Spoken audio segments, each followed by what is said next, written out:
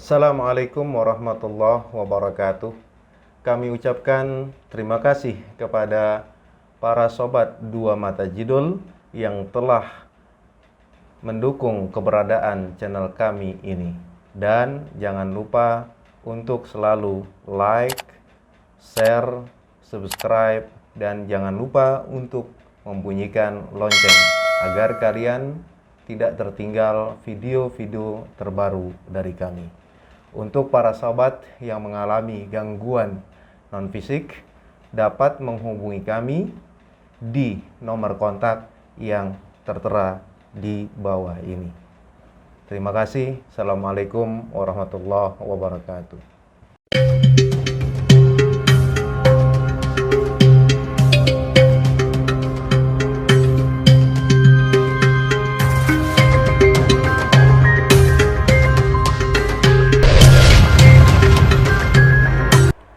Assalamualaikum warahmatullahi wabarakatuh. Waalaikumsalam warahmatullahi wabarakatuh. Kembali lagi bersama kami di Dua Mata Jidul Anti Tipu Daya Bangsa Jin.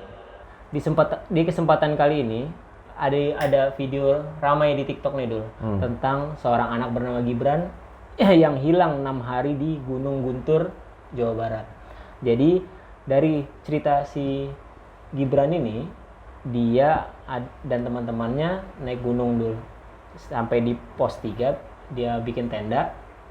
Karena si Gibran ini nggak kuat untuk lanjut Dul, teman-temannya itu lanjut ke atas. Gibran menunggu di tenda. Nah setelah teman-temannya turun dari atas, balik ke tendanya, Gibran menghilang nih Dul selama 6 hari.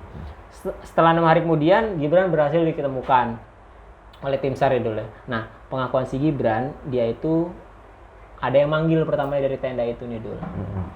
Dipanggil terus bertemu dengan 3 orang sosok menggunakan baju putih perempuan. Dia ditawarin makan dan lain-lain tapi tidak dimakan nih Dul. Nah kalau menurut pandangan alam gaibnya nih Dul, apa sih yang dialami oleh Gibran? Kenapa sih bisa terjadi seperti itu di gunung gitu? Awalnya kan ada yang manggil ya. Awalnya ada yang manggil. Nah, saat dia dipanggil dan dia itu istilahnya terpanggil, ada yang manggil dan dia terpanggil. Nah, di saat itulah si Gibran ini dia itu mencari tahu dari mana asal suara itu. Nah, lalu dia jalan-jalan tanpa dia sadarin, dia masuk ke dimensi jin.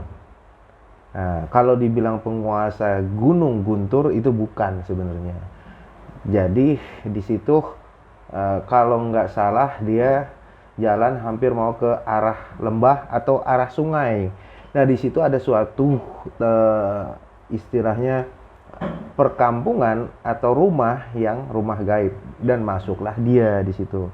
Maka waktu pada saat teman-temannya kembali ke camp 3, dia nggak ada. Padahal dia memaranin suara yang manggil itu. Nah, sosok yang 3 perempuan itu digambarin sama si Gibran ini Dul, katanya kan 3 perempuan menggunakan serba putih Dul. Itu sosok apa sih Dul kalau menurut pandangan lo? Kalau dari penglihatan si Gibran, tetap dia masih memakai mata zahir. Jadi dia tidak bisa melihat secara jelas siapa ketiga sosok ini, gitu loh. Nah, kalau dilihat sebenarnya ini adalah satu keluarga yang lakinya ini suaminya, yang satu istrinya, yang satu anaknya, gitu. Jadi pada saat dia sendiri di dalam camp, dia ada yang memanggil dan dia terpanggil. Yang memanggil itu kalau nggak salah suaranya suara seperti kayak suara perempuan sebetulnya gitu. Kalau menurut pandangan lu begitu? Jadi yang memanggil ini orang yang perempuan tua itu. Tua sih enggak, maksudnya karena kenapa dibilang tua, karena dia itu istri dari si laki ini gitu loh. Nah, terus menurut penuturan si Gibran ini dulu selama 5 hari dia ada di alam lain, tidak ada namanya gelap atau malam dulu. Iya. Memang seperti itu tuh keadaan di dimensi lain. Jadi kalau kita melihat disebut istilahnya alam jin, itu kan kita melihatnya dengan mata batin, bukan menerawang, bukan. Kita melihat langsung. Nah, itu tidak ada istilahnya seperti kayak gini terangnya, enggak. Kalau malam terangnya enggak kayak gini, dan kalau malam kita di luar lampu, tanpa lampu itu gelap, itu kalau di alam kita. Dan kalau siang itu terik matahari sangat panas. Nah, kalau di sana enggak gitu loh, di sana enggak. Nah, di sana alamnya seperti kayak lampu yang buat apa namanya? Ari-ari. Ayam. Oh iya. Itu, nah itu. 5 watt itu ya, kuning. Jadi kayak kalau kita bilang seperti lembayung senja ya. Nah, itu alam jin itu seperti itu. Jam 5 sore malam. Makanya dibilang istilahnya kata si Gibran nggak ada siang, Nggak nggak ada malam. Iya, Tuh, jadi gitu. terang lah tapi ya cukup kelihatan gitu. Kelihatan, tapi ya kayak di waktu senja aja, di waktu sore itu. Mau menuju maghrib tuh ya. Maghrib itu. Nah, terus menurut penuturan si Gibran ini dia ditawari makan tuh dulu sama sosok yang nemenin dia tuh. Jadi dikasih ikan tapi dia nggak mau makan. Nah, sosok apa bentuk makanan ini kan kalau mata zohirnya melihat ikan itu. Sedangkan alam jin nggak mungkin kan nyediain ikan diolah gitu. Aslinya ikan itu tuh apa dulu kira-kira dulu biasanya? Biasanya kalau jin itu kan makanannya ya kan apa yang disebutkan oleh Nabi gitu. Dia makannya tulang ya kan. Makanya jangan sembarangan misal ada tulang kita mengencingi tulang itu, nggak boleh. Nah, itu. Keduanya kalau kita lihat istilahnya daging ikan itu di alam sananya itu seperti kayak bangke gitu, kayak bangke misal biawak, kayak bangke binatang-binatang melata lah. Kalau ikan-ikan itu daging-daging itu bangke yang melata, binatang melata. Nah, kalau misal kayak kalau kita kan ada Indomie, ya kan. Nah, di sana itu kalau dilihat secara apa namanya alam jinnya itu kayak cacing gitu. Nah, itu aja. Jadi makanan yang disuguhkan tuh bentuknya seperti itu tuh aslinya. Aslinya Nah, itu. Tapi kan si Gibran ini menolak untuk makan dulu. Kalau misalnya si Gibran ini terima makanan itu dan dinikmati makanan itu karena dia lapar nih dul, apaan sih biasanya yang terjadi itu? Yang terjadi dia tidak bisa ditemukan. Satu, tidak bisa ditemukan. Yang kedua, dia tidak bisa mendengar seruan dari manusia. Tim SAR itu yang nyari. Seruan dari manusia. Yang ketiganya dia betah. Nanti betah tinggal di sana gitu. Itu karena hidangan-hidangan itu sebenarnya buat penarik, istilah pemikat kita betah di alam jin. Gitu. Jadi kalau kita manusia normal masuk ke dimensi lain dan menerima suguhan dari alam gaib, nanti kita yang jadi makhluk gaib dulu. Iya, disebut kita istilahnya danyang. Danyang itu perpindahan manusia ke alam jin dengan sebab. Contohnya dengan pemanggilan kayak si Gibran ini dipanggil gitu ya. Nah, nanti disidangkan makanan-makanan apaan gitu. Itu sebetulnya makanan-makanan dia, makanan-makanan jin yang nanti kalau kita makan, kita akan betah di sana gitu. Gini dulu, ketika orang kita nih, manusia masuk ke alam dimensi lain, terus betah di sana, nah sosok apa tubuh kita tuh jasad kita ada nggak sih ditemuin nggak sih apa hilang itu dulu biasanya dulu? Ada dua kemungkinan. Kalau misal penunggu tempat itu jahat, ya kan, jahat. Nah, kita akan diketemukan jasad kita dalam keadaan tidak bernafas, gitu.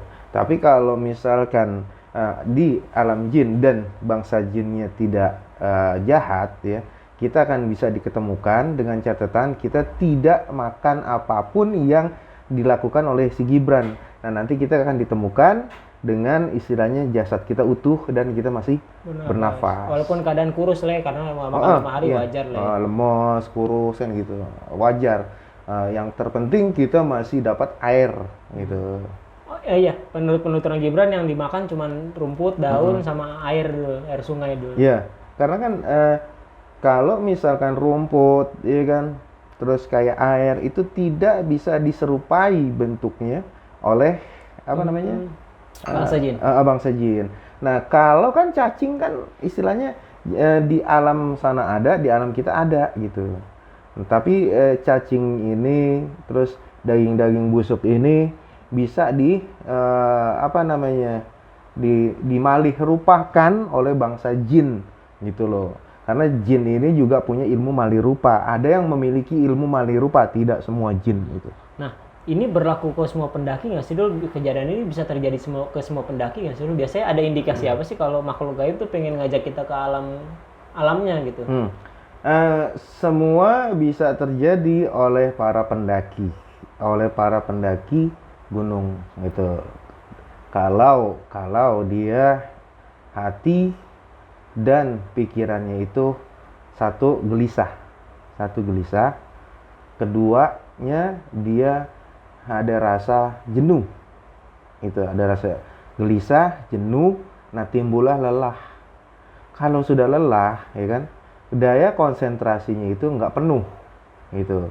Maka mindsetnya nanti akan dipengaruhi oleh jin, gitu loh. Nah, di saat mindset kita, aduh, gue udah lelah banget, gue jenuh banget, gue capek banget, gitu. Kalau gue tahu capek, kalau gue tahu jenuh, kalau gue tahu lelah, ya kan. Terus bahan-bahan udah, nah di situ mindsetnya nanti akan dimasuki oleh jin dari situ ya, waktu dari seperti situ. itu ya. Nah, tapi dimensi waktu di alam jin dan manusia tuh berbeda juga dulu. Karena menurut penuturan si Gibran ini, dia tuh cuma ngerasa beberapa jam aja dulu. Sedangkan di alam kita itu udah 5 hari dulu. Nah, kalau misalkan 5 hari itu 5 jam, gitu. Kalau 10 jam ya 10 hari. Karena dimensi alam jin itu terlalu jauh.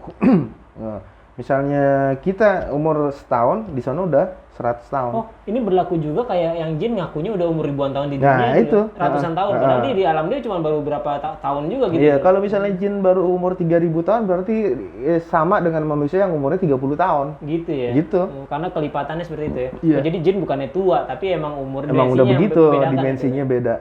Dia. Nah, jadi ada tips-tips tertentu nggak nih dulu biar para pendaki kita dilindungi lah supaya tidak terjadi pengalaman yang dialami si Gibran ini dulu. Karena nggak semua orang kan bisa menolak tuh pemberian dari bangsa jin ketika lapar atau apa dulu. Ada nggak sih masukan-masukan dari lo nih? Hal yang pertama, kalau misalkan kita istilahnya bukannya tips yang akurat, enggak ya. Misalnya jangan sampai kita terkena bisikan atau panggilan dari bangsa jin. Yang pertama tadi ya kan, kalau kita misalnya orang hiking, ya udah niat kita hiking, satu. Keduanya, tekad kita harus penuh. Apapun nanti di sana resikonya, ya kita hadapin gitu. Ya kan? Nah, yang ketiganya, jangan lupa bahwasanya kita ini makhluk lemah. Artinya kita ini masih ada yang memegang kita, jiwa kita yang menggenggam kita, yaitu Allah. Jadi di saat kita mendaki gunung, tekad kita kuat, ya kan? Nah, terus kita niat untuk menikmati alam ciptaan Tuhan. Nah, yang kedua kita yakin kepada Allah itu. Nah, nanti dia nggak akan lari, nggak lari jiwanya dari penguasaan bangsa-bangsa jin yang jahil. Sama banyak juga anak gunung yang bilang sebelum lu naik gunung persiapin dengan matang itu dulu ya, dari segi makanan, alat-alat. Nah, itu yang tadi jadi nggak ada kelaparan. Nah, di situ nanti kan tekad kuat, ya kan? Nah, terus istilahnya yakin. Kalau tadi dibilang misalnya makanannya udah habis, ya kan? Nah, persiapannya, tapi masih 2 tahapan lagi, ya kan? Nah, itu jangan sampai timbul celah ya. Disitulah celahnya makhluk halus untuk istilah menggoda kita. Dan yang istilahnya kalau ada rambu-rambu misalnya di Gunung Salak, di Gunung Gede, ya kan, jagawananya sering bilang jangan begini. Nah, itu patuhi aja, ikutin aja. Karena dia mungkin sudah lebih paham dari kita. Gitu aja. Tapi kalau sosok yang jin itu dulu bisa dibedakan dengan ciri manusia biasa nggak sih dulu? Katanya kan ada 3 orang gitu. Kalau kita kasat mata nih, ada bedanya nggak sih? Apa perilakunya beda apa gimana? Soalnya kan kita di gunung kan kita nggak kenal dengan orang lain nih dulu. Banyak orang-orang lain gitu kan, siapa tahu bisa jadi salah satu dari bangsa jin gitu. Apa sih yang membedakan, ada nggak sih? Kalau kita sering mendengar dari kisah-kisah orang yang sering melihat bangsa-bangsa jin yang sering masuk ke dimensi manusia dan menyerupai manusia, itu ciri-ciri dari dia itu manusia sedingin-dinginnya gunung, ya, dia akan merasakan dingin dan pucat. Tapi pucatnya manusia, ya, pucatnya manusia pasti ada satu hal yang kita bisa lihat, mana denyutnya. Nah, kalau bangsa jin, dia pucat tapi nggak ada denyut. Lihat aja Indonesia kayak ini nih, kan urat-urat kelihatan. Nah, kalau semakin kita pucat, ya kan, kita menggigil. Tapi kan nanti urat di sini kelihatan. Itu manusia akan kelihatan uratnya. Tuh, kelihatan. Sedingin-dingin apapun. Nah, kalau dia bangsa jin itu ada ciri khususnya, itu tidak terlihat sama sekali ini urat. Juga mungkin dari segi pakaian juga kali dulu, agak gampang dibedakin, soalnya banyak orang cerita di gunung ketemu orang dengan baju jawara lah, baju iya, tadi kan baju pakai caping lah, pakai pakaian yang segini lah tuh, celana pangsi, baju. Nah, itu ciri yang merinding gitu. Terlalu ketaraknya itu dari ciri pakaian, ya. Nah, kalau misalnya kita nggak bisa membedakan antara, kan ada tuh misalnya kita lagi lewat, rombongan kita misalkan 5 orang. Tahu-tahu kita ngelihat ada 2 orang seperti orang yang hiking juga gitu. Kita tegur, dia diam. Nah, itu kan ciri pakaiannya itu udah seperti kayak kita juga hiking. Nah, lihat aja dari tampilan dia. Ya kan, dari tampilan dia, terutama kulit itu dia tidak ada segurat pun urat. Segurat pun urat. Itu yang perlu diperhatikan gitu. Segurat pun urat. Dan kalau kita ngelihat, ya udah cukup melihat aja, jangan terlalu ditatap. Nah, karena semakin kita menatap, nanti ada kekuatan ain di situ, kekuatan matanya dia lagi. Sihirnya dia atau gitu. Jadi tetap berhati-hatilah kalau naik gunung dulu. Ada pesan lagi nggak dulu yang mau disampaikan kepada teman-teman sobat Dua Mata Jidul itu? Jadi kalau misalkan kita terlalu lelah, kita jangan ngeluh dalam hati. Misalkan kita beragama Islam, ya kan, ya udah kita usahakan nyebutnya Allahu Akbar, Allahu Akbar, Allahu Akbar. Allah yang maha besar, nggak ada yang mengalahkan kebesarannya selain Allah. Gunung bisa kecil, gitu aja. Nah, insya Allah nanti kita sampai ke tujuan kita, misalnya 2 tahapan lagi tidak terasa. Karena dengan lafaz kita itu aja sebenarnya. Cuman kebanyakan para hiking ini lupa gitu ya, saking istilahnya dia mencintai hobinya tapi tidak menikmati ciptaannya gitu loh. Banyak juga ya istilahnya di mana-mana gunung itu, misalkan maaf beribu-ribu maaf kalau misalkan hiking itu kebanyakan kan ada kaum perempuannya. Nah, kebanyakan para penunggu gunung itu kurang senangnya di situ. Jadinya bukannya masalahnya nanti dia kan berbuat yang tidak gitu loh. Juga untuk masukan kepada sobat yang suka naik gunung dulu ya. Jadi kalau ada temen yang ngecamp sendiri karena tidak kuat, ya mau paling nggak ditemenin lah dulu ya. Jangan sendirian. Kita aja kalau di kampung orang sendirian kita nggak enak ya dulu ya. Apalagi ini di gunung yang segitu luas ya dulu ya. Mungkin cukup untuk video kali ini dulu ya. Semoga para penonton mendapatkan beberapa tambahan ilmu dari video kita. Jangan lupa like, komen, dan subscribe di video-video kita supaya channel ini tetap berkembang. Saya Fandi. Saya Jidul. Assalamualaikum warahmatullahi wabarakatuh. Waalaikumsalam warahmatullahi wabarakatuh.